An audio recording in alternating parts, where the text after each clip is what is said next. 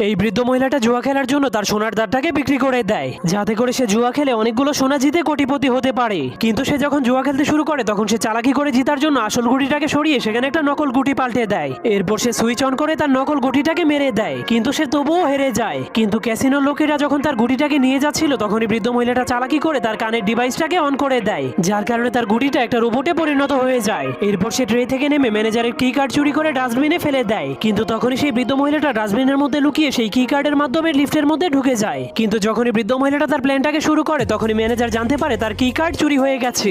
এজন্য সে জলদি করে চোরকে ধরার জন্য অ্যালার্ম বাজিয়ে দেয়। কিন্তু বৃদ্ধ মহিলাটা কোনো ভয় না পেয়ে তার পকেট থেকে লেজার পয়েন্টার বের করে লিফটের ছাদটাকে কেটে ফেলে। এরপর সে সেখান দিয়ে লুকিয়ে লুকিয়ে সোনা চুরি করার জন্য সোনার সিন্ধুকের কাছে পৌঁছে যায়। কিন্তু সে প্রথমে তার রোবটটাকে সিন্ধুক খোলার জন্য লেজারের ভিতর দিয়ে পাঠিয়ে দেয়। তখন তার রোবট সব লেজারগুলোকে অতিক্রম করে সিন্ধুকটাকে খুলে ফেলে। এরপর বৃদ্ধ মহিলাটাও তার গ্লাভস পরে লেজার ট্র্যাপের মধ্যে লাফ মেরে দেয়। তার গ্লাভসটা এতটাই মজবুত